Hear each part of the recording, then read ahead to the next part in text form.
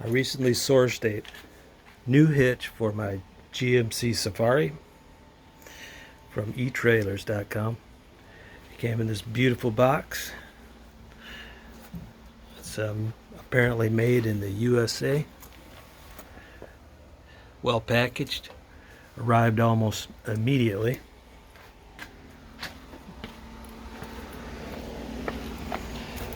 And there it is on the back of the car.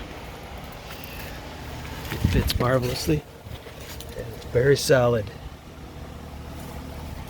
Also, it's modular, so the brackets go in first, making it a very easy install. It's rated up to 6,000 pounds. Right here with this gusset, it's passed through, so there's no way this thing's waggling around. Probably easily do the 6,000 pounds. It's got 4 solid bolts here that are carriage, so they're easy to insert and tighten up. Got a very long solid bracket, about a quarter-inch thick metal. But I do have a couple of complaints about it. One is the modular design is also bad because there's extra metal, but I guess it's worth it. It did come with the 8 bolts here, but it did not come with the bolts that go up here onto the frame. And the bracket does not go all the way up to the front bolt on the frame, and I think it probably should have, to add strength to the frame for towing purposes. So although it is extremely solid, it's not using the adding strength and using the full strength of the frame that's existing on the vehicle. And one last complaint is this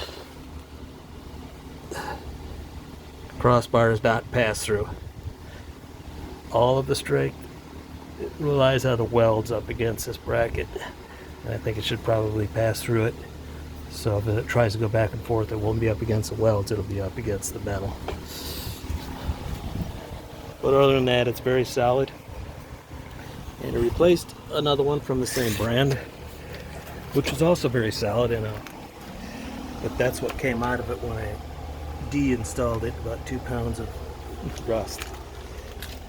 But you can see what I'm talking about here. This is pass through, and for it to waggle back and forth and move, it would have to remove this amount of material, not the welds. The welds just hold it up against this. This is the way it should be. But it's clearly not quite as extravagant in material.